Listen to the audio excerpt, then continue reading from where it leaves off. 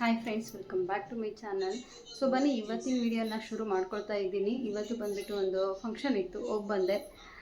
ಅದೇನಪ್ಪ ಅಂದರೆ, ಈ ನಮ್ಮ ಕಡೆ ಉತ್ತರ ಕರ್ನಾಟಕದ ಜನ ನಾರಿದಟ್ಟಿ ಅಂತ ಮಾಡ್ತಾರೆ ಹೆಣ್ಮಕ್ಳಿಗೆಲ್ಲ. ಸೊ ಅದನ್ನು 4 ವರ್ಷದಲ್ಲಿ ಒಂದು ಸಾರಿ ಮಾಡ್ತಾರೆ, ಇಲ್ಲ ಅಂತಂದರೆ 9 ವರ್ಷದ ಒಳಗಡೆ ಒಮ್ಮೆ ಮಾಡ್ತಾರೆ. ಸೊ 9 ವರ್ಷಕ್ಕೆ ಮಕ್ಕಳು 9 ವರ್ಷಕ್ಕೆ ಬರುವಾಗ ಮಾಡ್ತಾರೆ. ಸೊ ಆ ಕಾರ್ಯಕ್ರಮ ಇತ್ತು, ಅಲ್ಲಿಗೆ ಹೋಗಿ ಬಂದು ಸ್ವಲ್ಪ ಮನೆಯಲ್ಲಿ ಇವತ್ತು ನೀರು ಬೇರೆ ಬಂದಿದೆ, ಹಾಗಾಗಿ ನೀರು ಕೂಡ ಎಲ್ಲ ಕಡೆ ತುಂಬಿಸಿದ್ದೀನಿ. ಇವಾಗ ಮೇಲ್ಗಡೆ ಎಲ್ಲ ಬೀಮ್ಗೆಲ್ಲ ಕಾಂಕ್ರೀಟ್ ಹಾಕಿರೋದ್ರಿಂದ ಅದಕ್ಕೆಲ್ಲ ನೀರು ಹಾಕಬೇಕು. ಸೊ ನೀರು ಬಂದಿದ್ದಾಗೇ ಹಾಕ್ಕೊಳ್ಳೋದು. ಆ ಕೆಲಸ ಎಲ್ಲ ಇದೆ, ಬ್ಯುಸಿ ಇದ್ದೀವಿ. ಯಜಮಾನ್ರು ಎಲ್ಲ ಡೈಲಿ ಹೊರಗಡೆ ಕೆಲಸ ಒಳಗಡೆದು ಎಲ್ಲದೂ ನೋಡ್ಕೋಬೇಕಲ್ವ, ಅವರೇ ಬಂದು ಮಾಡ್ಕೊಳ್ಬೇಕಾಗುತ್ತೆ. ಅದಕ್ಕೋಸ್ಕರ ನೀರೆಲ್ಲ ತುಂಬಿಸಿದ್ದೀನಿ. ಇನ್ನೂ ನೀರು ಇದ್ದೇ ಇರುತ್ತೆ, ಅವ್ರು ಬಂದಿದ್ದ ನಂತರ ಕಂಟಿನ್ಯೂ ಆಗಿ ನೀರೆಲ್ಲ ಹಾಕಬೇಕು. ಸೊ ಇದು ನಮ್ಮ ರೊಟೀನ್, ಇದು ಡೈಲಿ ರೊಟೀನ್ ಜೊತೆ ಇದೊಂದು ಆ್ಯಡ್ ಆನ್ ಆಗಿರೋದ್ರಿಂದ ಸ್ವಲ್ಪ ಕಷ್ಟ ಅದೆಲ್ಲ ಮ್ಯಾನೇಜ್ ಮಾಡ್ಕೊಳ್ಳೋಕ್ಕೆ. ಒಂದು ಸಾರಿ ನೀರು ಹಾಕಲಿಕ್ಕೆ ಹೋದರೆ 2 ಅವರ್ಸ್ ಬೇಕು, ಮಿನಿಮಮ್ 2 ಅವರ್ಸ್ ಬೇಕು, ಆ ಥರ ಆಗಿಬಿಡುತ್ತೆ. ಅದಕ್ಕೋಸ್ಕರ ಸ್ವಲ್ಪ ಬೇಗ ಎಲ್ಲ ಕೆಲಸ ಮುಗಿಸ್ಕೊಂಡು ಒಂದಿಷ್ಟು ರೆಡಿ ಇದ್ದರೆ ಆರಾಮಾಗಿ ಮುಗಿಸ್ಕೋಬೋದು ಅಂತೇಳ್ಬಿಟ್ಟು ಆ ಕೆಲಸ ಎಲ್ಲ ಮುಗಿಸ್ಕೊಂಡೆ. ಬೆಳಗ್ಗೆ ರೊಟ್ಟಿ ಪಲ್ಯ ಮಾಡಿದ್ದೆ, ಎಲ್ಲರೂ ಅದನ್ನೇ ಊಟ ಮಾಡ್ಕೊಂಡ್ವಿ. ಮತ್ತು ಮಕ್ಕಳಿಬ್ಬರು ಕೂಡ ಆ ಕಡೆ ಮನೆಗೆ ಹೋದರು. ನಾವು ಏನಾದರೂ ಫಂಕ್ಷನ್ ಇದ್ದರೆ ಈ ಬಿಸಿಲಲ್ಲಿ ನಾವು ಹೋಗೋದೇ ಬೇಜಾರು, ಬಟ್ ಏನು ಮಾಡೋದು, ಈ ಸೀಸನ್ ಇದು, ಎಲ್ಲ ಫಂಕ್ಷನ್ಗಳಿಗೆ ಸೀಸನ್ನು. ಸೊ ಹಾಗಾಗಿ ನಾವು ಏನಾದರೂ ಮಿಸ್ ಮಾಡಲಿಕ್ಕೆ ಬರಲ್ಲ.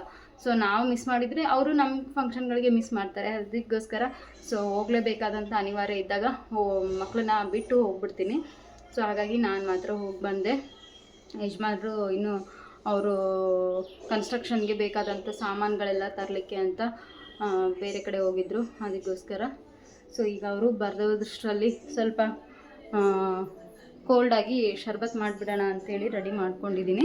ಸೊ ಅದಕ್ಕೆ ಒಂದು ಸ್ವಲ್ಪ ಇಲ್ಲಿ ಸಕ್ಕರೆ ನೆನೆಲಿಕ್ಕೆ ಅಂತ ಹಾಕಿಟ್ಟಿದ್ದೀನಿ.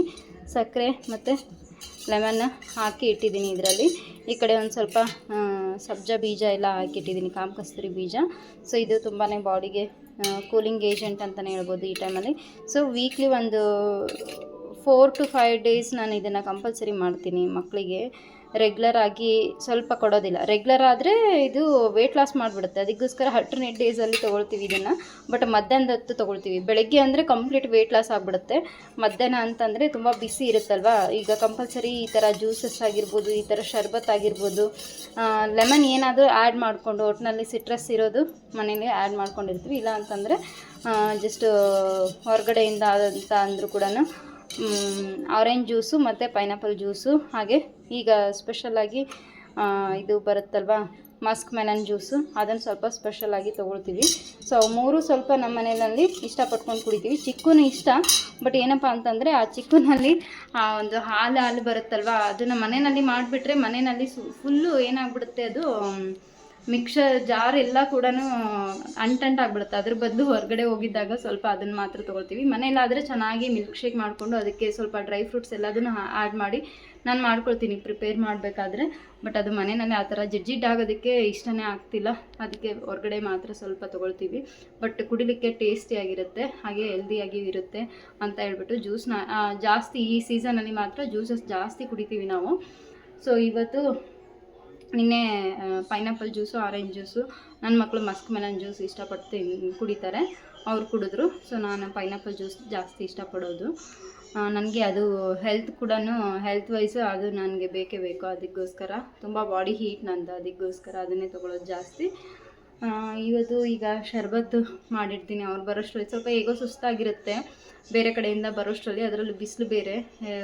ಕಾರಲ್ಲಿ ಹೋಗಿರ್ತಾರೆ ಅಂದರೂ ಕೂಡ ಕಾರಲ್ಲಿ ಸ್ವಲ್ಪ ಅವ್ರಿಗೆ ಬ್ಯುಸಿ ಅಂತಲೇ ಒಂಥರ ಏನು ತುಂಬ ಸುಸ್ತಂತ ಇದ್ದೇ ಇರುತ್ತೆ ಕೆಲಸ ಎಲ್ಲ ಮಾಡಿಕೊಂಡು. ಅದಕ್ಕೋಸ್ಕರ ಸ್ವಲ್ಪ ರಿಲ್ಯಾಕ್ಸ್ ಆಗಿಬಿಡ್ತಾರೆ, ಸ್ವಲ್ಪ ಫ್ರೆಶ್ ಫೀಲ್ ಕೊಡುತ್ತೆ ಲೆಮನ್ ಯಾವಾಗಲೂ ಕೂಡ ಅಂತ ಅಂದ್ಕೊಂಡು.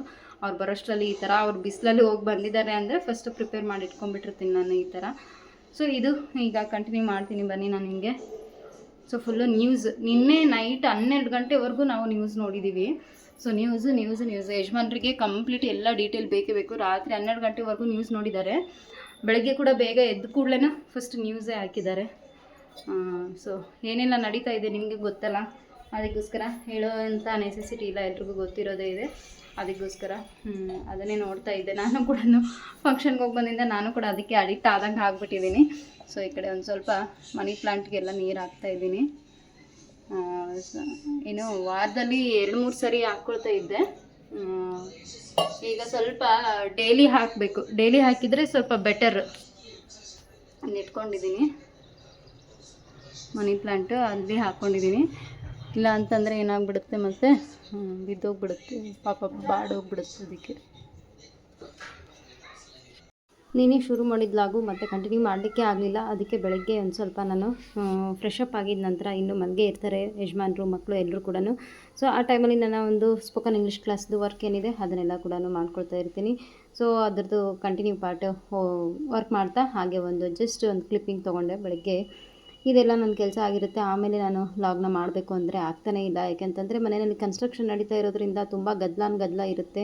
ವಿಡಿಯೋಸ್ ಮಾಡಲಿಕ್ಕೂ ಆಗೋಲ್ಲ, ಎಡಿಟಿಂಗ್ ಮಾಡಲಿಕ್ಕೂ ಆಗೋಲ್ಲ. ಹಾಗಾಗಿ ಸ್ವಲ್ಪ ಗ್ಯಾಪ್ ಕೊಡ್ತಾ ಇದ್ದೀನಿ. ಹಾಗೆ ಇದು ತುಂಬ ದಿನಗಳಿಂದ ಮಾಡಿರೋವಂಥ ವಿಡಿಯೋ ಈಗ ನಾನು ನಿಮ್ಮ ಜೊತೆ ಶೇರ್ ಮಾಡ್ಕೊಳ್ತಿದ್ದೀನಿ. ದಯವಿಟ್ಟು ತಪ್ಪು ತಿಳ್ಕೊಬೇಡಿ ಅಂತ ಕೇಳ್ಕೊಳ್ತಾ, ಸೊ ಬನ್ನಿ ಮುಂದಿನ ವ್ಲಾಗ್ನ ನಾನು ನಿಮಗೆ ತೋರಿಸ್ತಾ ಹೋಗ್ತೀನಿ.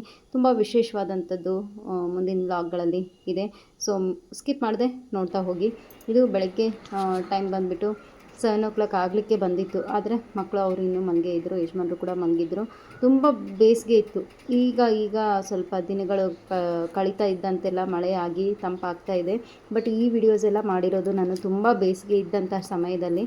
ಸೊ ಹಾಗಾಗಿ ಆ ದಿನಗಳಲ್ಲಿ ಆಗಿರುವಂಥದ್ದನ್ನು ಶೇರ್ ಮಾಡ್ಕೊಂಡಿದ್ದೀನಿ. ಈಗೆಲ್ಲ ಈ ಥರ ಇದೆ ಕ್ಲೈಮೇಟು, ಇವರು ಈ ಥರ ಎಲ್ಲ ಆಡ್ತಾ ಇದ್ದಾರೆ ಅಂತ ಅಂದ್ಕೋಬೇಡಿ.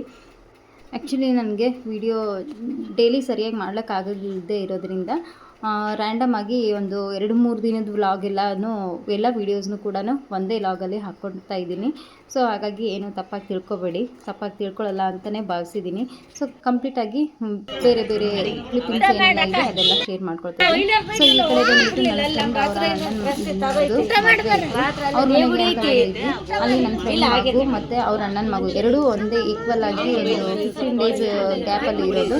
ಸೊ ಆ ಮಕ್ಕಳೆಲ್ಲ ಆ ಮಕ್ಕಳನ್ನೇ ಎತ್ಕೋ, ಆ ಮಕ್ಕಳೇನೇ ಬೇಕು, ಜೊತೆಗೇ ಆಟ ಆಡ್ತೀವಿ, ಆ ಮಕ್ಕಳನ್ನ ಬಿಡ್ತಾನಿಲ್ಲ, ರಾಧ ಅಂತ ಮಾಡ್ತಾಯಿದ್ರು. ಆ ಮಕ್ಕಳನ್ನ ಎತ್ಕೊಂಡೇ ಮನೆಗೆ ಹೋಗೋಣ ಅಂತ ಹೇಳ್ಬಿಟ್ಟು, ನೀನು ಪಾಪುನ ಎತ್ಕೋ ಅಂತ ಹೇಳ್ಬಿಟ್ಟು ಮನೆಗೆ ಬಂದು ನಾನು ಕಂಪ್ಲೀಟಾಗಿ ಆಟ ಮಾಡಿದ್ದಾಳೆ. ಅದಕ್ಕೋಸ್ಕರನೇ ಪಾಪು ಬೇಕು, ಪಾಪುನೇ ಮನೆಗೆ ಕರ್ಕೊಂಡು ಹೋಗೋಣ ಅಂತ ಹೇಳ್ಬಿಟ್ಟು ಅಷ್ಟು ಕ್ಯೂಟಾಗಿ ಮುದ್ದಾಗಿ ಇತ್ತು ಮಕ್ಕಳೆಲ್ಲದು ಕೂಡ. ಅಷ್ಟೇ ಆಟ ಆಡ್ಕೊಂಡ್ವಿ ಅಲ್ಲಿ ಹೋಗಿದ್ದಾಗ. ಅದೊಂದು ಜಸ್ಟ್ ಕ್ಲಿಪ್ಪಿಂಗ್ನ ನಾನು ತಗೊಂಡಿದ್ದೆ ಅವಳು ಆಟ ಮಾಡ್ತಿರೋದನ್ನು. ಮನೆಗೆ ಬಂದಿದ್ದ ನಂತರ ಕೂಡ ಎಲ್ಲರೂ ಕೇಳ್ತಾ ಇದ್ರು, ಯಾಕೆ ಅಳ್ತಾ ಇದ್ದಾಳೆ ನಿನ್ನ ಮಗಳು ಅಂತ.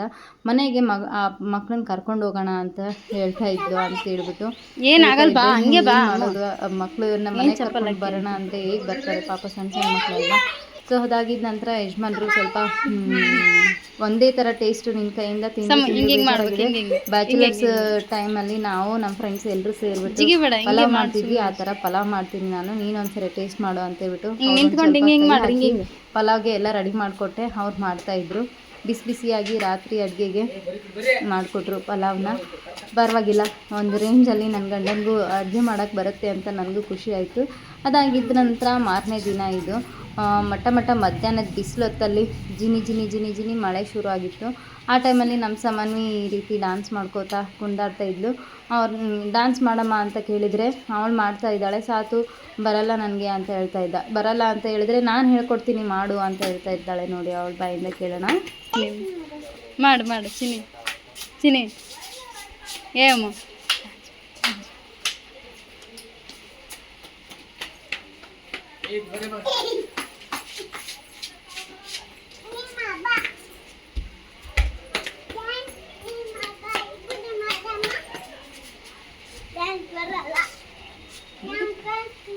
ಆಕಿ ಕಲಿಸ್ತಾಳೆ ಮಾಡಿ ನೋಡಲ್ಲಿ ಆಕಿ ಹೆಂಗೆ ಕಲ್ಸಕತ್ತಾಳೆ ನೋಡಲ್ಲಿ, ಕಾಲು ನೋಡಲ್ಲಿ, ಕಾಲು ನೋಡಲ್ಲಿ ಹೆಂಗೆ ಮಾಡ್ತಾಳೆ. ಆಯಿತು ಮಾಡಂದೆ. ಅಲ್ಲಿ ಡ್ಯಾನ್ಸ್ ಕಲಿಸ್ತಾಳ ಅಂತ ನೋಡಿ ನಿನ್ನ ತಂಗಿ. ಮಾಡು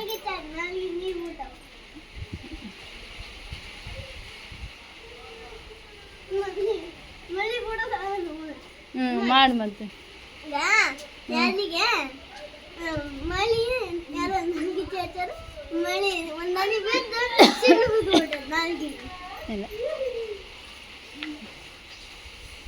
ಮಾಡೋಗ ಸಮ ಮಾಡೋಗ ಸಾಕನ. ಮಳೆ ಜಗ್ಗೆ ಬಂತನ, ತೈದೈತನ, ಏನಾಗತ್ತೆ ಅಷ್ಟೇ. ಮಾಡಮ್ಮ ಅಮ್ಮ, ಹಿಂಗೆ ಸೊಂಟಕ್ಕೆ ಕೈ ಇಟ್ಕೊಂಡು ಮಾಡು. ಹ್ಞೂ ಹ್ಞೂ ಹ್ಞೂ ಮಾಡು. ಹ್ಞೂ ಮಾಡು.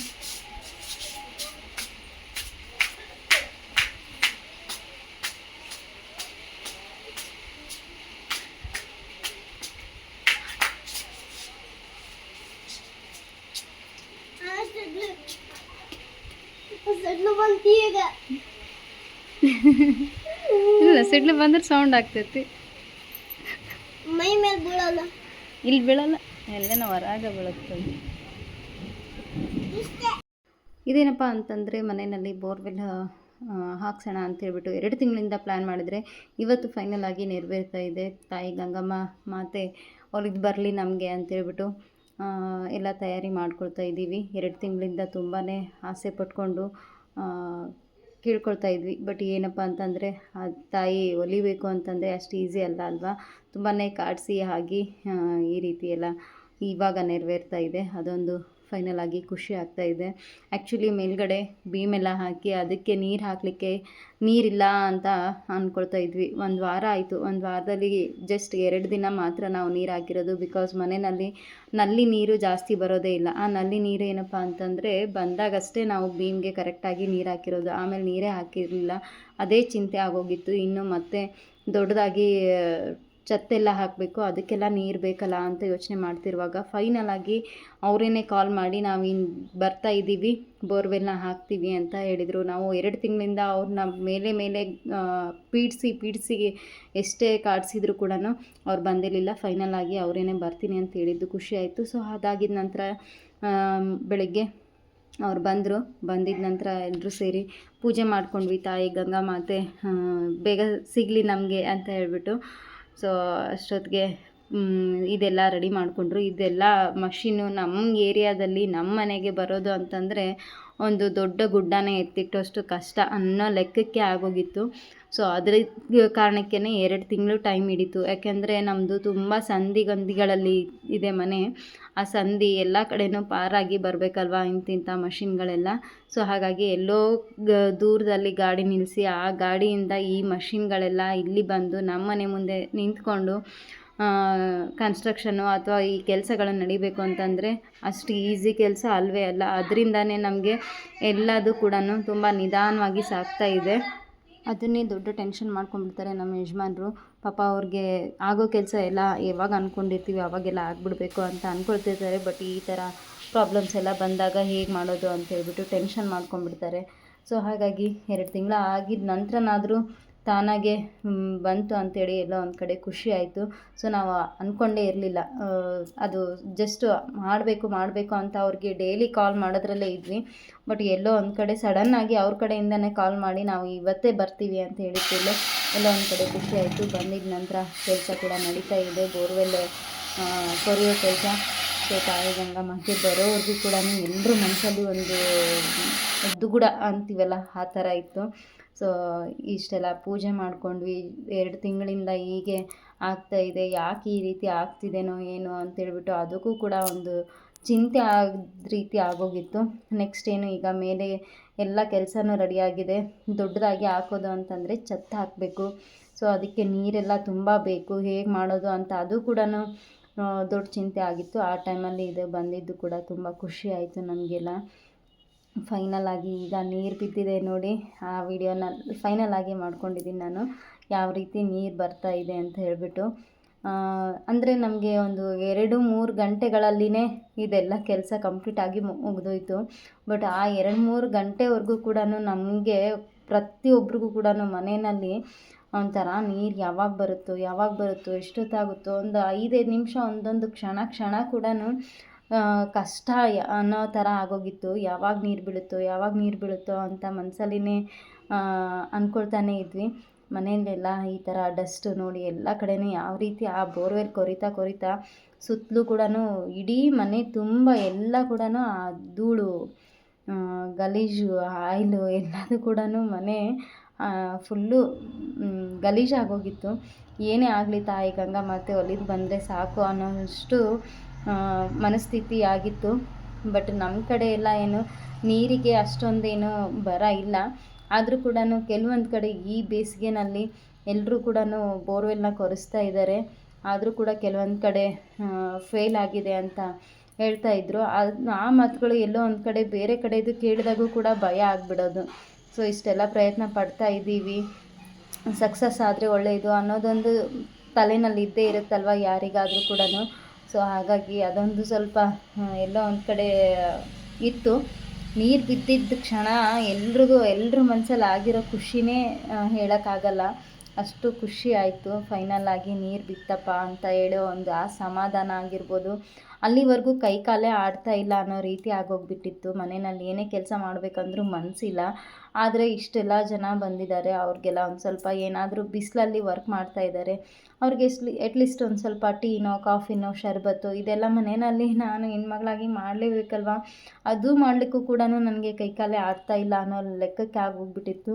ಅಟ್ಲೀಸ್ಟ್ ಮನೆಯಲ್ಲಿ ಮಕ್ಕಳಿದ್ರು, ಯಜಮಾನ್ರು, ಮೈದ್ನ, ನಮ್ಮ ಮಾವರು ಎಲ್ಲರೂ ಇದ್ದರು. ಅವ್ರಿಗೂ ಕೂಡ ಒಂದು ಸ್ವಲ್ಪ ಊಟಕ್ಕೆ ಅದೆಲ್ಲ ರೆಡಿ ಮಾಡಬೇಕು ಅನ್ನೋದೊಂದಿದೆ. ಬಟ್ ಇದು ಯಾವಾಗ ಫೈನಲ್ ಆಗಿ ಮುಗಿಯುತ್ತೋ ಅಲ್ಲಿವರೆಗೂ ಕೂಡ ನನಗೆ ಕೈಕಾಲೇ ಆಡ್ತಾ ಇಲ್ಲ ಅನ್ನೋ ಲೆಕ್ಕಕ್ಕೆ ಆಗಿಬಿಟ್ಟಿತ್ತು ನನಗೆ. ಫೈನಲಾಗಿ ನೀರು ಬಿದ್ದಿಂದಾನೇ ಆ ಖುಷಿ ಆಗಿದ್ದು. ಅದಾಗಿದ್ದ ನಂತರ ಎಲ್ರಿಗೂ ಸ್ವಲ್ಪ ತಣ್ಣದಾಗಿ ಮಜ್ಜಿಗೆ ಕುಡೀಲಿ ಅಂತ ಹೇಳ್ಬಿಟ್ಟು ಅಪ್ಪಾಜಿ ಕೂಡ ಮಜ್ಜಿಗೆ ತಂದುಕೊಟ್ರು. ಎಲ್ಲರೂ ಸೇರಿ ಎಲ್ಲರೂ ಪಾಪ ಅವರು ವರ್ಕರ್ಸು ಬಿಸಿಲಲ್ಲಿ ಕೆಲಸ ಮಾಡಿರ್ತಾರೆ ಅಷ್ಟೊಂದು ಕಷ್ಟಪಟ್ಕೊಂಡು. ಅದಕ್ಕೋಸ್ಕರ ಅವರು ಮಜ್ಜಿಗೆ ಕುಡಿದು ತಣ್ಣಗಾಗಲಿ ಅಂತೇಳಿ ಎಲ್ಲರೂ ಮಜ್ಜಿಗೆ ಕುಡಿದು ತಣ್ಣಗಾಗಿ ಖುಷಿ ಆಯಿತು ಎಲ್ರಿಗೂ. ಅದೊಂಥರ ಖುಷಿಯಾಗಿಂದ ಎಲ್ರಿಗೂ ಫೋನ್ ಮಾಡಿ ಹೇಳಿದ್ದು ನೀರು ಬಿತ್ತು ಅಂತೇಳ್ಬಿಟ್ಟು. ಅದಾಗಿದ್ದ ನಂತರ ನಮ್ಮ ಸುತ್ತಲೂ ಇರೋವಂಥ ಜನರು ಕೂಡ ನೀರು ಬಿತ್ತಾ ಅಂತ ಒಬ್ಬೊಬ್ಬರೇ ಬಂದು ನೋಡೋದಕ್ಕೆ ಶುರು ಮಾಡಿದರು. ಅದೊಂಥರ ಖುಷಿ, ಅದು ಹೇಳಲಿಕ್ಕೆ ಆಗಲ್ಲ. ಬಟ್ ಬೇರೆ ಎಲ್ಲೋ ಒಂದು ಕಡೆ ಈಗ ಬೆಂಗಳೂರು ಕಡೆ ಎಲ್ಲದು ಕೂಡ ತುಂಬ ಟೈಮ್ ಹಿಡಿಯುತ್ತೆ. ನೀರು ಬೀಳಬೇಕು ಅಂತಂದರೆ ಬೆಳಗ್ಗೆ ಶುರು ಮಾಡಿಕೊಂಡ್ರೆ ರಾತ್ರಿವರೆಗೂ ಆದರೂ ಕೂಡ ಬೀಳೋದೇ ಇಲ್ಲ. 800-700 ಅಡಿವರೆಗೂ ಅಗಿಬೇಕು ಅಂತ ಹೇಳ್ತಾರೆ. ಬಟ್ ನಮ್ದು ಹಾಗೇನಿಲ್ಲ, 80-90 ಅಡಿ ಹೋದರೆ ಸಾಕು ನೀರು ಬೀಳುತ್ತೆ. ನಮ್ಮ ಮನೆ ಹಿಂದ್ಗಡೆ ಆದರೂ ಕೂಡ 80-90 ಅಡಿಗಳಲ್ಲೆಲ್ಲ ನೀರು ಸಿಕ್ಕಿದೆ. ನಮ್ಮದು ಕೂಡ 115 ಫೀಟ್ಗೆ ನೀರು ಸಿಕ್ತು. ಸೊ ತುಂಬ ಖುಷಿ ಆಯಿತು ಆ ಟೈಮಲ್ಲಿ. ಸೊ ಫೈನಲ್ ಆಗಿ ಗಂಗಾ ಮಾತೆ ಬಂದಳು ನಮ್ಮ ಮನೆಗೂ ಕೂಡ. ಏನೋ ದೇವರ ಆಶೀರ್ವಾದ ಕೃಪೆ ನಮ್ಮ ಮೇಲಿದೆ, ಅವರ ತಾಯಿ ಮಾತೆಯ ಆಶೀರ್ವಾದ ಸಿಕ್ತು ಅನ್ನೋದೊಂದು ಸಂತೃಪ್ತಿ ಆಯಿತು. ಏನು ಹೇಳಬೇಕು ಗೊತ್ತೇ ಆಗಲ್ಲ ಅಲ್ವಾ. ಸೊ ಹಾಗಾಗಿ ಪದೇ ಹೇಳ್ತೀನಿ ಅಂತ ಬೇಜಾರು ಮಾಡ್ಕೋಬೇಡಿ. ಒಟ್ಟಿನಲ್ಲಿ ಖುಷಿ ಆಯಿತು. ಅದೊಂದು ಮೂಮೆಂಟ್, ಅದು ನಮಗೆ ಹೇಳ್ಕೊಳ್ಳೋಕ್ಕೆ ಆಗದೇ ಇರೋವಂಥ ಖುಷಿ ಸಿಕ್ಕಿರೋದು ಮೂಮೆಂಟು. ಸೊ ಅದಕ್ಕೆ ಏನು ಹೇಳಬೇಕೋ ಗೊತ್ತಿಲ್ಲ. ಇಷ್ಟೆಲ್ಲ ಆಯಿತು. ಮನೆಯನ್ನೆಲ್ಲ ಫುಲ್ಲು ಗಲೀಜು, ಅದೆಲ್ಲ ಗಲೀಜು ಅಂತ ಹೇಳಲಿಕ್ಕಾಗಲ್ಲ, ನಿಜ ಅದು ಗಲೀಜು ಅಂತ ಹೇಳ್ಕೊಳ್ಳೋಕ್ಕೂ ಕೂಡ ಮನಸ್ಸು ಬರಲ್ಲ, ಅಷ್ಟು ಚೆನ್ನಾಗಿ ಇತ್ತು. ಅದೊಂದು ಮನೇಲಿ ಈ ಥರ ಎಲ್ಲ ಪ್ಯಾಕ್ ಮಾಡ್ಕೊಂಡಿದ್ವಿ, ಆದರೂ ಅದೆಲ್ಲ ಡಸ್ಟ್ ಬರುತ್ತೆ ಎಲ್ಲ ಬರುತ್ತೆ ಅಂತೇಳ್ಬಿಟ್ಟು ಎಲ್ಲ ನೀಟಾಗಿ ಆಮೇಲೆ ಮಾಡ್ಕೊಂಡ್ರಾಯ್ತು. ಈಗ ಸದ್ಯಕ್ಕೆ ಇದ್ದರೆ ಇರಲಿ ಅಂತೇಳ್ಬಿಟ್ಟು ಸಾಧ್ಯವಾದಷ್ಟು ಪ್ಯಾಕ್ ಕೂಡ ಮಾಡಿದ್ವಿ. ಅಲ್ಲಲ್ಲಿ ಡಸ್ಟ್ ಬರ್ತಾ ಇರುತ್ತೆ, ಎಲ್ಲ ಇರುತ್ತೆ ಅಂತ ಮನೆ ಎಲ್ಲ ಸುತ್ತಲೂ ಪ್ಯಾಕ್ ಮಾಡ್ಕೊಂಡಿದ್ವಿ. ಆದರೂ ಕೂಡ ಅದು ನೀರು ಬಂದಿರೋದ್ರ ಜೊತೆಗೆ ಮಣ್ಣು ಎಲ್ಲ ಮಿಕ್ಸ್ ಆಗಿ ಬರುತ್ತಲ್ವ. ಸೊ ಅದೆಲ್ಲ ಬಂತು, ಮತ್ತು ಅದನ್ನೆಲ್ಲ ಕ್ಲೀನ್ ಮಾಡ್ಕೊಳ್ಳೇಬೇಕು, ಏನೂ ಮಾಡಲಿಕ್ಕಾಗಲ್ಲ. ಅಷ್ಟೇ ಸ್ವಲ್ಪಕ್ಕೇ ನೀರು ತುಂಬಾ ಹರಿತಾ ಇತ್ತು. ಅವ್ರು ಇನ್ನೂ ಜಾಸ್ತಿಯಾಗಿ ಕೊರದೇ ಇರಲಿಲ್ಲ, ಜಾಸ್ತಿ ಹರಿತಾ ಇತ್ತು. ಫೋರ್ಸ್ ಕೂಡ ತುಂಬ ಜಾಸ್ತಿ ಇದೆ, ನಾವು ಇನ್ನೂ ಜಾಸ್ತಿ ಕೊರಿಲಿಕ್ಕಾಗಲ್ಲ ಅಂತ ಹೇಳ್ತಾಯಿದ್ರು. ಇನ್ನೊಂದು ಸ್ವಲ್ಪ ಹೊತ್ತು ನೀರು ಬರಲಿ ಅಂತ ಕೇಳ್ಕೊಳ್ತಾ ಇದ್ವಿ. ಬೇಡ ಆಗಲ್ಲ, ಮಷಿನ್ಗೆಲ್ಲ ಕಷ್ಟ ಆಗುತ್ತೆ ಅಂತ ಹೇಳಿ ಸ್ವಲ್ಪಕ್ಕೇ ಬಿಟ್ಬಿಟ್ರು. ಅಷ್ಟೇ ನೀರು ಬಂದಿದ್ದು ಸ್ವಲ್ಪನೇ. ಅದಾಗಿದ್ದ ನಂತರ ನೀವು ಏನಾದರೂ ಮಾಡ್ಕೊಳ್ಳಿ, ನೀರು ಬರುತ್ತೆ ಆಮೇಲೆ ಅಂತ ಹೇಳಿದರು. ಅದಕ್ಕೋಸ್ಕರ ಅಷ್ಟಕ್ಕೆ ಬಿಟ್ವಿ. ಬಟ್ ಅದು ಸೌಂಡ್ ಏನಿದೆ ಅಲ್ಲ, ಆ 2-3 hours ಅಷ್ಟೇ ಅವರು ವರ್ಕ್ ಮಾಡಿದ್ದು. ಆ ಸೌಂಡ್ ಮಾತ್ರ ಹೇಳೋಕ್ಕೆ ಆಗಲ್ಲ, ಅಷ್ಟು ಸೌಂಡ್ ಇತ್ತು ಮನೆಯಲ್ಲಿ. ನೋಡಿ ಅದೆಲ್ಲ ಮಷಿನ್ ಎಲ್ಲ ತೆಗೆದು ಹೋಗಿದ ನಂತರ ಎಲ್ಲ ಕ್ಲೀನ್ ಮಾಡ್ಕೊಂಡಿದ್ದೀವಿ. ಹೇಗೋ ಮನೆಯಲ್ಲೇ ಎಲ್ಲರೂ ಸೇರಿ ಕ್ಲೀನ್ ಮಾಡ್ಕೊಂಡಿದ್ದಾಯಿತು. ಸಂಜೆ ಬೇರೆ ಟ್ಯೂಷನ್ ಟೈಮ್ 5 ಗಂಟೆಗೆ ಮಕ್ಕಳು ಹಾಜರಾಗಿಬಿಡ್ತಾರೆ. ಅಷ್ಟರೊಳಗಡೆ ಎಲ್ಲ ಕ್ಲೀನ್ ಮಾಡ್ಕೊಂಬಿಡ್ಬೇಕು ಅಂತೇಳ್ಬಿಟ್ಟು ಯಜಮಾನ್ರು, ಮೈದ್ನ, ನಮ್ಮ ಮಾವ ಎಲ್ಲರೂ ಸೇರಿಬಿಟ್ಟು ಕ್ಲೀನ್ ಮಾಡಿದರು. ಮತ್ತು ಯಾರು ಕೂಡ ಆ ಟೈಮಲ್ಲಿ ಕೆಲಸದವರು ಕೂಡ ಸಿಕ್ಕಲಿಲ್ಲ. ಮತ್ತು ಈವ್ನಿಂಗ್ ಟೈಮಲ್ಲಿ ಕೂಡ ಮಕ್ಕಳು ಬರ್ತಾರೆ, ಈವ್ನಿಂಗ್ ಕೆಲಸದವ್ರು ಬಂದರೆ ಯೂಸ್ ಇಲ್ಲ ಅಂತೇಳ್ಬಿಟ್ಟು ಎಲ್ಲರೂ ಸೇರಿಬಿಟ್ಟು ನೀರಿತ್ತು ಎಲ್ಲದು ಕ್ಲೀನ್ ಮಾಡಿದ್ದಾಯಿತು. ಅಷ್ಟರಲ್ಲಿ ಅಡುಗೆ ಮಾಡಿಕೊಂಡೆ. ಎಲ್ಲರೂ ಸೇರಿ ಊಟ ಮಾಡ್ಕೊಂಡ್ವಿ. ಸಂಜೆ ಹೊತ್ತು ಈ ಥರ ಕಾಣಿಸ್ತಾ ಇದೆ ನೋಡಿ, ಎಲ್ಲ ಕ್ಲೀನ್ ಮಾಡಿದ ನಂತರ ಹೇಗಿದೆ ಅಂತ ಹೇಳ್ಬಿಟ್ಟು. ಫುಲ್ಲು ಎಲ್ಲ ಕಡೆನೂ ಗಲೀಜಾಗಿದೆ. ಇವನ್ ಗ್ರಿಲ್ಸು, ಗೇಟು, ಹೊರ್ಗಡೆ ಇದ್ದಿದ್ದೆಲ್ಲ ಸಾಮಾನು ನೋಡೋಕ್ಕೆ ಆಗಲ್ಲ, ಆ ರೀತಿನಲ್ಲಿ ಆಗೋಗಿತ್ತು. ಅದೆಲ್ಲದನ್ನು ಕ್ಲೀನ್ ಮಾಡೋದು ಅಂದರೆ ಸಾಮಾನ್ಯವಾಗಿ 1-2 ತಾಸಲ್ಲೇ ಆಗೋದೇ ಇಲ್ಲ. ಆ ಲೆಕ್ಕದಲ್ಲಿ 3 ತಾಸುವರೆಗೂ ಕೂಡ ಇದನ್ನೆಲ್ಲ ಬರೀ ಕ್ಲೀನ್ ಮಾಡೋದೇ ಆಗೋಯ್ತು. ಸೊ ಕ್ಲೀನ್ ಮಾಡಿ ಅದ್ರ ಜೊತೆ ಬೋರ್ವೆಲ್, ಈಗ ನಾನು ಬಕೆಟ್ ಏನು ಹಾಕಿದ್ದೀನಲ್ವ, ಸೊ ಅಲ್ಲಿ ಬೋರ್ವೆಲ್ ಬಿದ್ದಿರೋದು, ಅಲ್ಲೇ ಕೊಟ್ಟಿರೋದು ನಮಗೆ ಪಾಯಿಂಟ್. ಅದೇ ಪಾಯಿಂಟ್ಗೆ ಆ ಒಂದು ಏನು ಬಂಡೆ ಏನಿದೆ ಅಲ್ವಾ, ಮರೂನ್ ಕಲರ್ ಬಂಡೆ, ಆ ಒಂದೇ ಒಂದು ಬಂಡೆನಲ್ಲಿ ಮಾತ್ರ ಕೊರೆದಿದ್ದಾರೆ ನೋಡಿ. ಮತ್ತೆಲ್ಲೂ ಏನೂ ಕೂಡ ಹಾಗೇ ಇಲ್ಲ, ಅದು ಒಂದರಲ್ಲೇ ಕೊರೆದಿದ್ದಾರೆ. ಸೊ ಅದಕ್ಕೆ ಮತ್ತೆ ಮೇಲ್ಗಡೆ ಒಂದು ಸ್ವಲ್ಪ ಬಿಟ್ಟಿದ್ರು, ಅದಕ್ಕೆ ನಾವು ಬಕೆಟ್ ಈ ಥರ ಹಾಕಿದ್ದೀವಿ. ಮಕ್ಕಳು ಬರಲಿ ಮುಟ್ಲಿ ಏನೇ ಮಾಡಲಿ ಅಂತ ಹೇಳ್ಬಿಟ್ಟು ಅಲ್ಲಿ ಹಾಕಿದ್ವಿ. ಇದೊಂದು ಪಕ್ಕಕ್ಕಿರೋ ಒಂದು ಬಂಡೆ ಮಾತ್ರ ಸ್ವಲ್ಪ ಸೀಳೋಗಿದೆ, ಮತ್ತು ಬೇರೆ ಯಾವ ಜಾಗಕ್ಕೂ ಏನೂ ತೊಂದರೆ ಆಗಿಲ್ಲ. ಅಷ್ಟು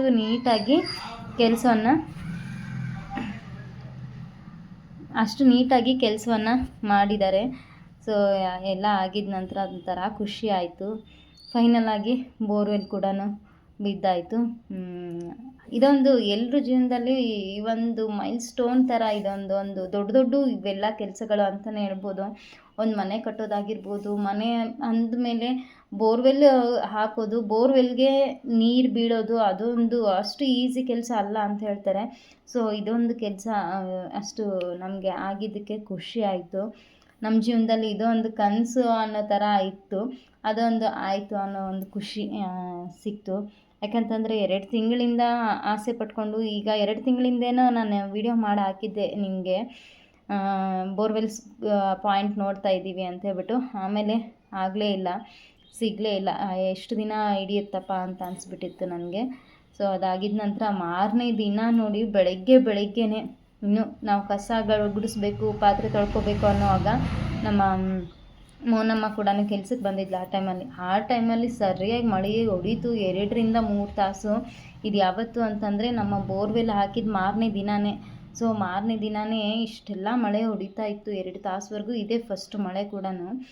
ಸುಮ್ಮನೆ ಜಿಟಿ ಸಣ್ಣ ಮಳೆ ಬರ್ತಾಯಿತ್ತು. ತುಂಬ ಜೋರಾದ ದೊಡ್ಡ ಮಳೆ ಹೊಡೆದಿರೋದು ಅಂದರೆ ಅದೇ ದಿನ.